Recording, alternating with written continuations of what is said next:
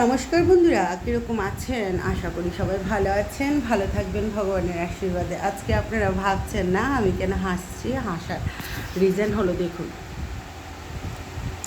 একটা মানুষ কতগুলি পদ নিয়ে বসে আছে বলুন। আচ্ছা যাক, ওটা ওনার উপরে ডিপেন্ড করে। আমি এটা নিয়ে কিন্তু কিছু বলবো না, হয়তো যোগ্যতা আছে তার জন্য পেয়েছে। আচ্ছা যাক, দলের মধ্যে, প্রত্যেকটা দলের মধ্যে দেখবেন কিছু সুবিধাবাদী মানুষ আছে। তারা যখন দল আসে তখন তারা তাদের আখেরটা গুছিয়ে নেয়, ঠিক আছে? তারপর দেখবেন ভোটের রেজাল্টের আগে আপনি যে দলের জন্য কাজ করেছেন, ভোটের রেজাল্টের পর এই দলটা আপনাকে কিন্তু কোনো ধরনের সমর্থন করবে না, কোনো ধরনের হেল্প করবে না, চাকরি দেবে না, কিছুই দেবে না, ঠিক আছে? কিন্তু যারা রেজাল্টের পর আগে যারা আপনাদের শত্রু ছিল, আপনাদের শত্রু বলতে দলের জন্যই তো আপনি শত্রু হয়েছেন না আরেকটা দলের কাছে, আপনি তো ব্যক্তিগত কাজের জন্য শত্রু হননি। তো রেজাল্টের পর সে কী করবে, ওই রঙটা মাখবে, যে দল আসবে ওই রঙটা মাখবে, মেখে ওই যে সুবিধাবাদী কিছু মানুষ আছে পার্টির মধ্যে তাদের সঙ্গে গিয়ে মিশে যাবে। তো কী হলো, তাদের মানে ওই যে সুবিধাবাদী মানুষরার পাল্লাটা ভারী হয়ে গেল। সুবিধাবাদী মানুষরা ওই যে যারা রেজাল্টের পরে এসে অ্যাড হয়ে গেছে, যারা পার্টিটাকে বদনাম করতে চাইছে তাদের সাথে মিশে গেল।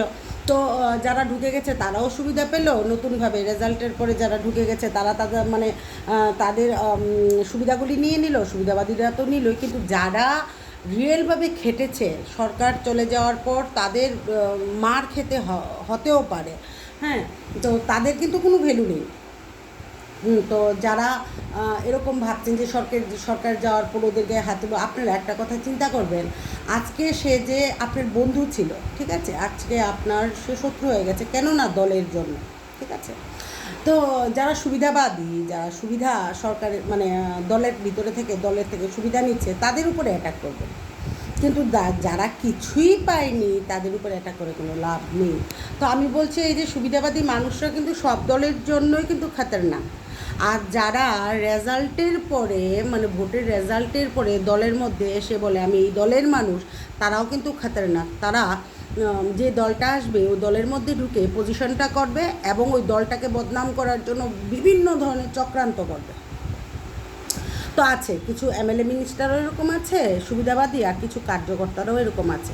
তো আমরা কি করি, যে কার্যকর্তাদের নিয়ে সব দলের বলছি, সব দলে, কোনো দলেই কিন্তু মানে ধোয়া তুলসী পাতা না।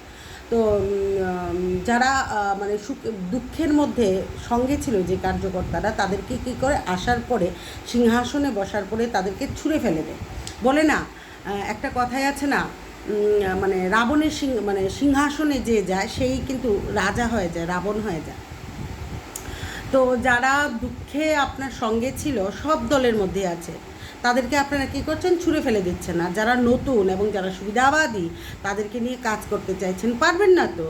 এরকমভাবে যারা সুবিধাবাদী, প্রত্যেকটা দলের মধ্যেই বলছি সুবিধাবাদী মানুষ আছেন এবং যারা রেজাল্টের পরে ওই সরকারের মধ্যে যোগ দিচ্ছে, আসলে কি তারা সেই সরকারটাকে ভোট দিচ্ছে নাকি একটু দেখবেন, ঠিক আছে?